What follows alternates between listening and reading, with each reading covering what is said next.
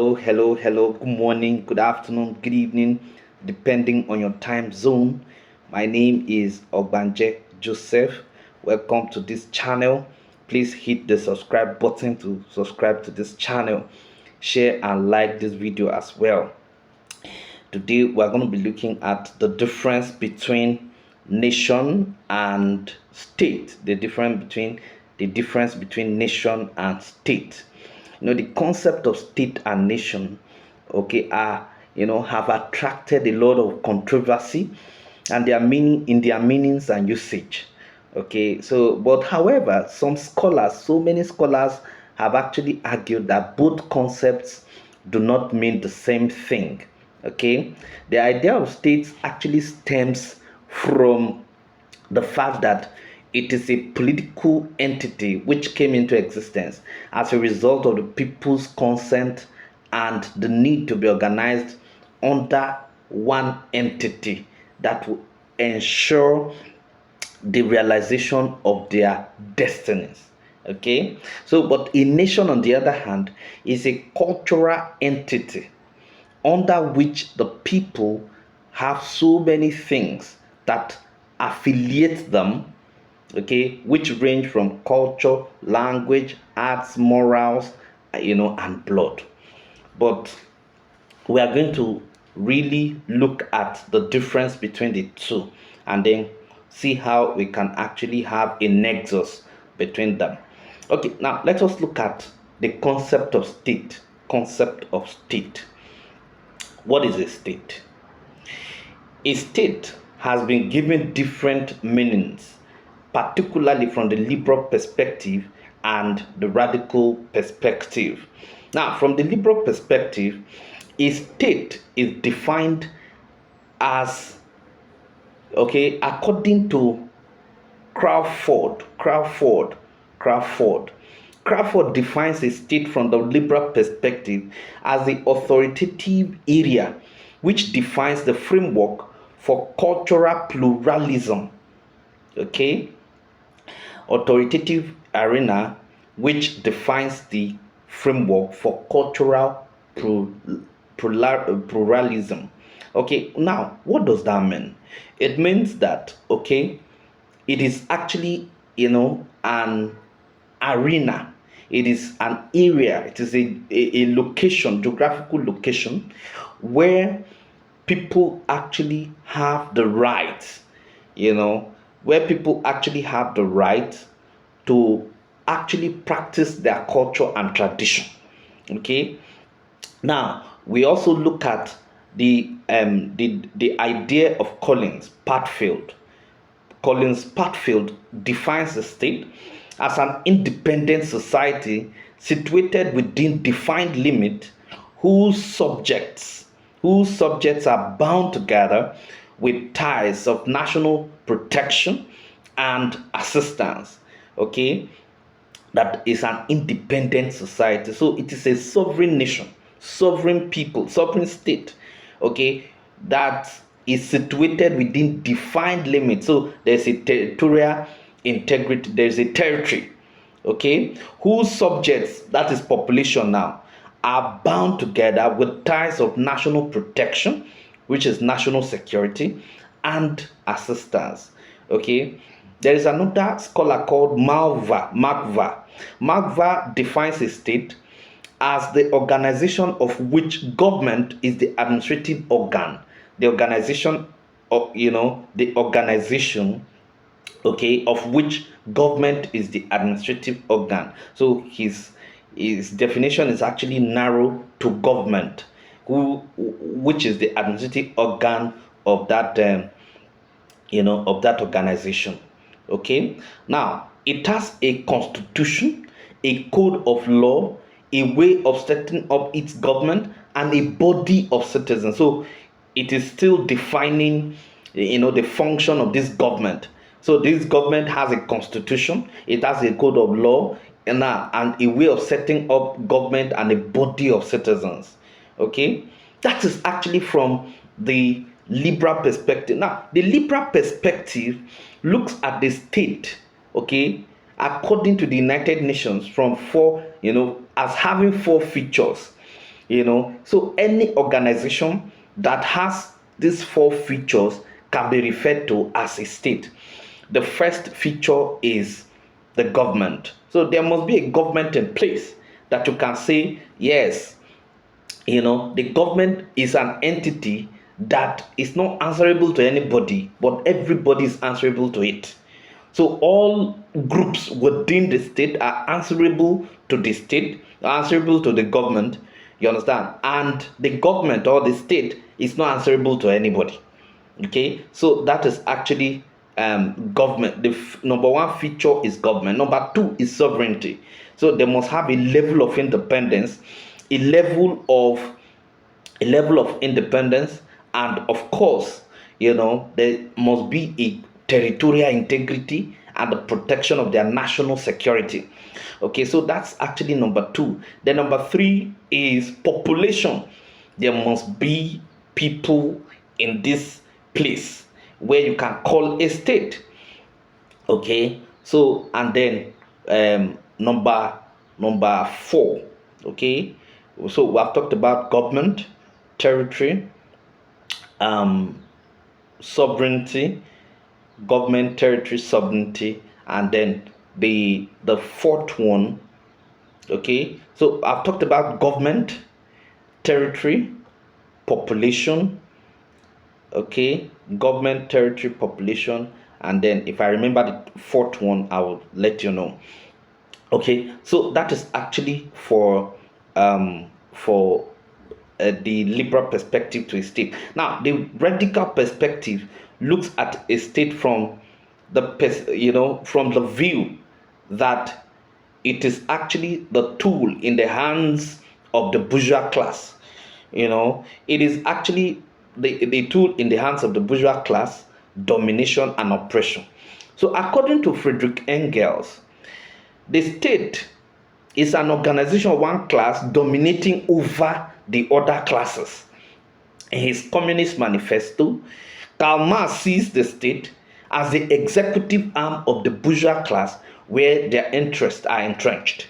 So comprehensively, okay, the state actually must be supreme over every other group within that territory. Okay, so Harold Lasky caps it up by saying that the state is seen as a territorial entity divided between government and subjects, okay, claiming with its political environment supremacy over all other human institutions. Okay, so the essential characteristics of the state, which is what I just told you before, is population, territory, government, and then sovereign. So there must be four features: population, territory, government, and sovereignty. Okay, so that is actually the concept of state. Now, what is the concept of nation? Now, the concept of nation is derived from a Latin word, okay, nasa, Latin word nasa, meaning to be born. So nation as a concept has two broad meanings. So we have the political meaning and the ethnological meaning. Okay, and the ethnological meaning. Now, the political meaning, according to Ernest Barker, is that a nation is a jurisdically organized people for action under legal rules. Okay, a nation is seen from the political perspective or from political meaning as a group of people who see themselves as one, organized under strict rules and regulations which must be obeyed by all and sundry. So the Becker's point of a nation cannot be so called unless there is a constitution which guides the operations to avoid impunity and total breakdown of law and order, which leads to anarchy. It is called state from this sense. So if a nation actually has constitution, is organized under rules and regulation, so you can even look at it from that perspective or from the perspective of state. Okay, so ethnologically, Okay, the state is actually a group of people who form a distinct community by inhabiting a definite territory and organize themselves as possessing a relatively homogeneous set of cultural traits. Now, these cultural traits include common, it includes common or related blood, common language, common religion, common historical tradition, common customs and the habit, and above all, the desire to continue their fellowship and distinctiveness in future. So, comprehensive or conclusively, a nation is derived from the Latin word nasa, which means to be born. Now, the original meaning of the concept is a group of people in the same place, whether they are few, dozens, or millions. Now, according to John Stuart Mills, a nation is a human group bound together by common solidarity, a group whose member place loyalty to the group as a whole over any conflicting loyalty. So Pillsbury 1919 looks at a nation as an enlargement of the family, while the state is the development of the paternal authority. Okay, now Carpenter 1959 looks at the state, okay, that it is a nation. Looks at the it looks at the nation as a people united by common tradition, language, culture, and loyalty to one another, while the state is a political unit exercising citizenship, only citizenship, one body of law, and um, one central authority. So now, that is actually the concept of state, and then the concept of nation. Okay, so the state is actually looking at nation from the political perspective, while the nation is looking at the state from ethnological perspective. So now, if you look at the people as having features talking about blood, culture, tradition, religion, and all of that, language, you are looking at a nation. Okay, you are looking at a state from the nation perspective. But if you are looking at the people, okay, having rules and regulations, defined territory, having sovereignty and government, you are looking at a nation from the state perspective. So now we have the concept of nation state and we have the concept of state nation. What is the concept of nation state? The concept of nation state is actually talking about, several nations coming together to form one state. So when you have several nations coming together to form one state, what you have is the concept of nation state. For example, Nigeria is a nation state because you have several nations. You have the Doma nation, the Tib nation, the Igala nation, the Igbo nation, the Hausa nation, the Yoruba nation. Now, all of these nations coming together to form this state, this Nigerian state, is actually what is known as the nation state. So Nigeria is a nation state. Now, a nation state is a political congregation of several nations in an entity that would guarantee their collective political needs, which may be security, rapid economic development, defense, freedom and peace, infrastructural development, etc. Now, in this political marriage of several nations, the people accord supreme allegiance to the state. However, if this is not properly done, the marriage could lead to ethnicism, nepotism, and general instability in the state. Okay? In other words, the nation state is simply a federal state, and the example is Nigeria, United States of America, and the like. What I'm trying to say is that the reason the nations, the group of nations who come together, is because of security, economic development, protection of their territorial integrity, It's because of infrastructural development, freedom, peace, defense, and stuff like that.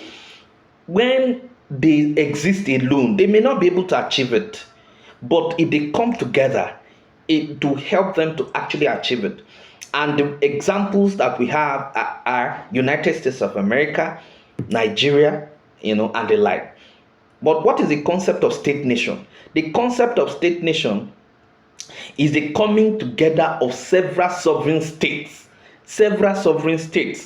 okay, to form an entity that has the outlook of a nation. So when several states actually come together to form something that looks like a nation, you can call it a state nation. For example, we have the United Nations, okay, United Nations as the congregation of several states, okay, several states coming together to actually form it. Now, to that extent, you can call it a state nation.